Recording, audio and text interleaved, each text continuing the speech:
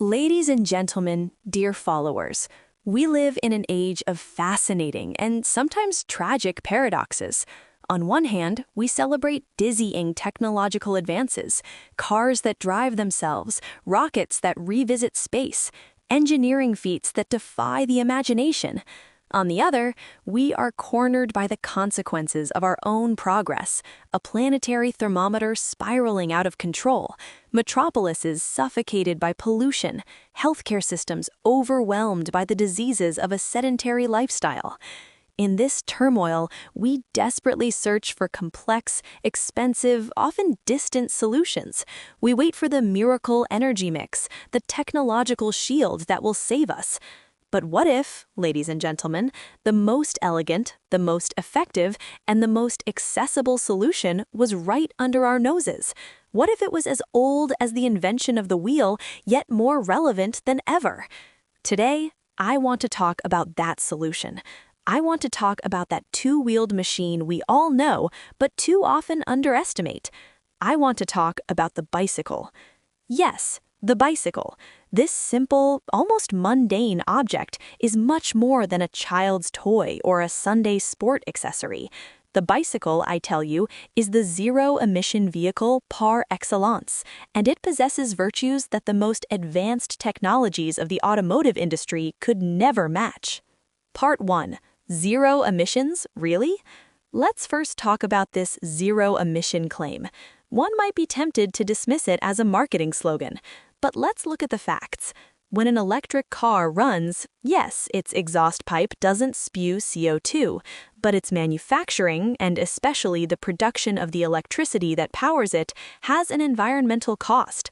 Lithium mining, the energy mix of the electrical grid, battery recycling, all of this generates emissions, often in other countries, and therefore invisible to our eyes. The bicycle, on the other hand, is of almost absolute purity. Its manufacturing has an impact, certainly, but it's infinitesimal compared to that of an automobile, and throughout its entire useful life, its engine doesn't consume a single drop of oil, doesn't produce a single fine particle, and doesn't require a carbon-dependent electrical grid.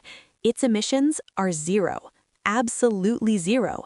It is the only individual mechanical vehicle that can boast this environmental perfection. Part 2. The most renewable fuel source of all. And this is where the magic happens. What does this human engine need to function? Calories.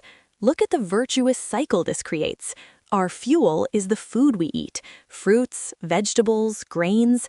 All of this is solar energy captured by plants, which we then transform into motion. This fuel source, ladies and gentlemen, is the only one that is truly renewable. It doesn't depend on Middle Eastern oil fields. It doesn't require underwater gas pipelines. It doesn't expose us to geopolitical blackmail of energy dictatorships. Our energy independence can begin at the end of our fork and end under the saddle of our bicycle.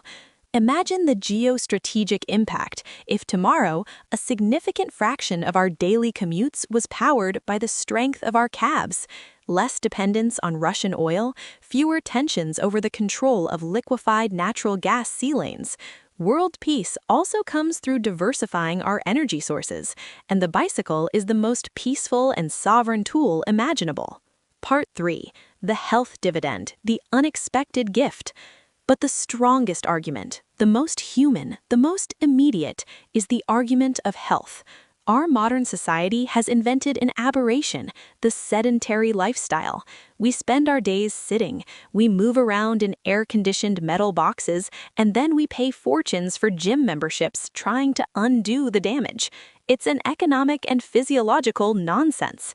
The bicycle reconciles transport and exercise. It transforms dead time, imposed travel time, into active time, time gained for life.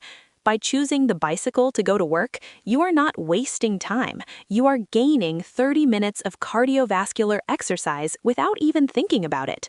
You reduce your risk of heart disease, diabetes, obesity, and cancers.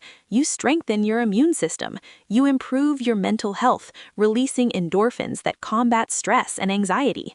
The benefit to public health is colossal. Fewer chronically ill means less pressure on our hospitals, less strain on social security, more energy for a more dynamic and happier society.